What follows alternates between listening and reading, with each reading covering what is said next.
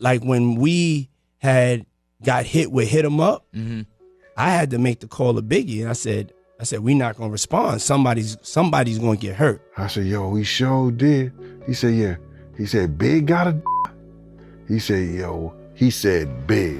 The glitzy world of the A90s hip-hop scene was more than just chart-topping hits and glamorous music videos. Behind the bling and beats lurked the shadows of rivalry, a tension that many have forgotten. But not Diddy. The very mention of Tupac Shakur takes us back to an era where the East Coast-West Coast feud was the talk of the town. And now Diddy, once in the eye of this storm, opens up about a past that still haunts him. Yeah, I was more concerned just about the well-being of my artists and also myself and my family. Back then, the media was quick to fan the flames, turning individual clashes into full-blown coast wars. Genes like Vibe and The Source took individual incidents and spun them into an East Coast-West Coast beef, escalating tensions to dangerous levels. In this climate of hyperbole, Tupac accused Diddy and his circle of orchestrating his 1994 shooting, an allegation that would cast long, dark shadows on Diddy's reputation. However, those headlines, gripping as they were, may not have painted the complete picture. That Diddy, at the time known as Puff Daddy, Tupac Shakur. In a recent conversation, a seemingly introspective Diddy faced direct questions about his alleged role in Tupac's tragic end.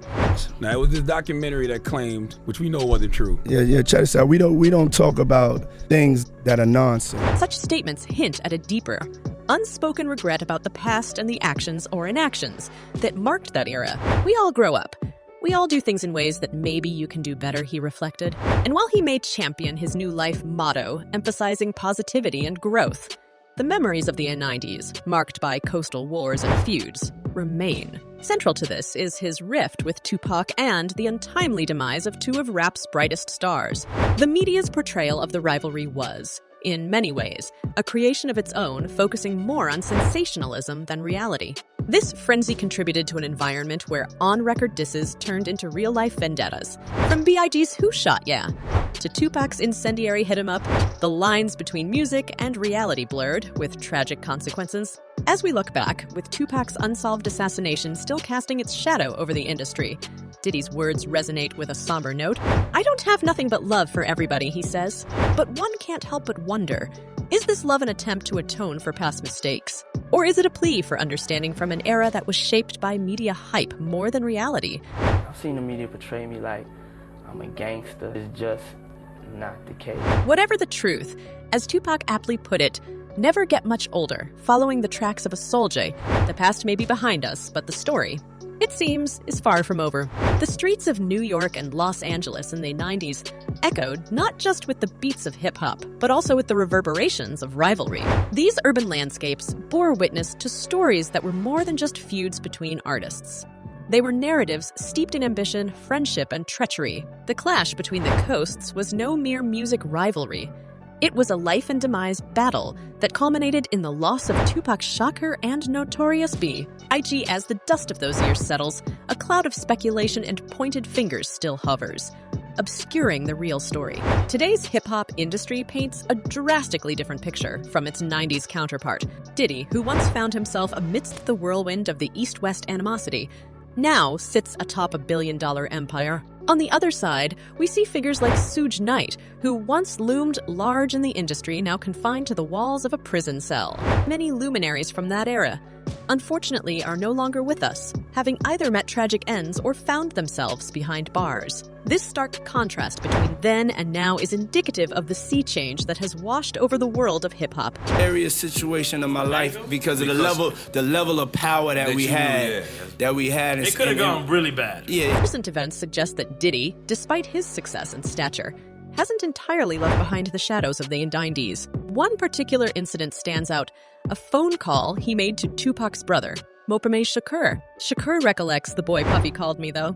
He was like, I just want you to know I ain't have nothing to do with your brother's assassination.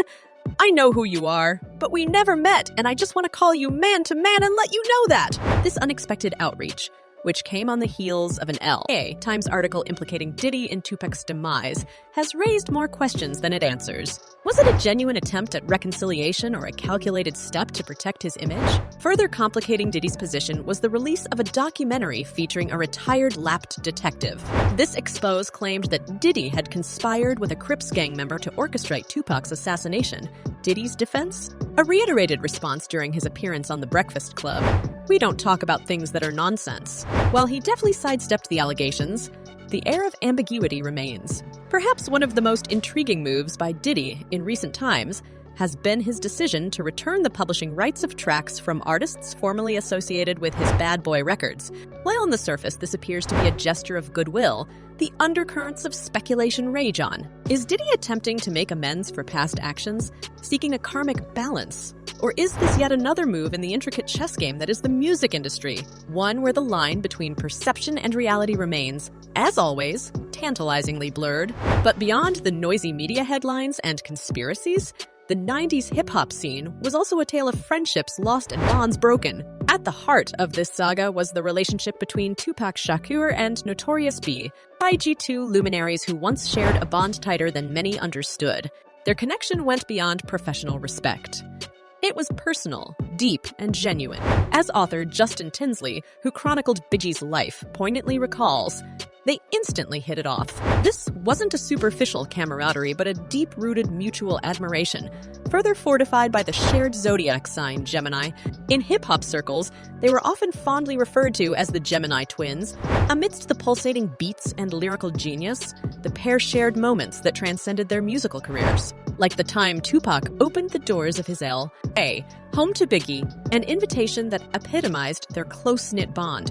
It was like two children in grade school that just hit it off and just hung out with each other all the time. Witnesses often recounted how Tupac admired Biggie's unapologetic street credibility, juxtaposed with an unmatched lyrical prowess. In contrast, Biggie, always the astute observer, was drawn to Tupac's fiery passion for social justice and relentless advocacy for the black community.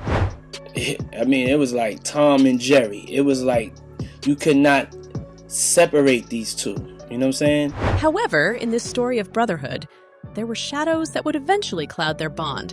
A significant catalyst in their deteriorating relationship was the circulation of rumors, many baseless but damaging nonetheless. Among these was Tupac's sensational claim of an affair with Biggie's wife, Faith Evans, laid bare in his controversial track Hit 'Em Up. This wasn't just a professional jab.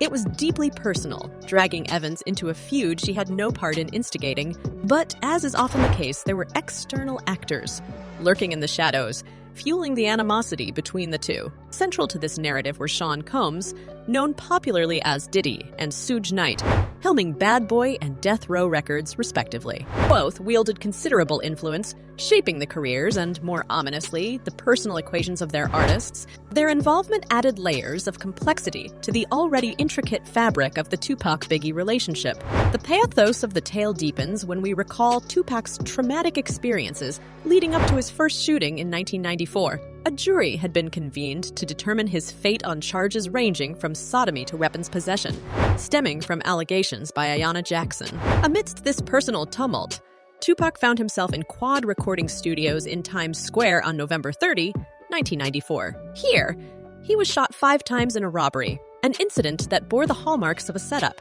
Many recall how Tupac, in a later interview with Vibe, hinted that Biggie and Diddy, both present at the studio that fateful night, had prior knowledge of the attack. The very image of a wounded Tupac emerging from the elevator met with shocked faces, including those of Biggie Smalls and Sean Puffy Combs, is haunting. His subsequent claims and the skepticism of the setup formed a wedge that further distanced him from his one-time friend, Biggie. I wouldn't say things that I knew, you know what I mean? I believe so. I do believe so. I have proof, things that I could say that will back up my claim. Tupac's words in a subsequent interview with Vibe magazine about that night further deepened the rift. He detailed his feelings, perceptions, and the chilling atmosphere in the studio post-shooting. An episode that left an indelible mark on his psyche and the larger narrative of 90s hip-hop. You know what I mean? It's between me and him, and only he knows. So every time he say it didn't happen, or that's the only thing that makes this become an issue.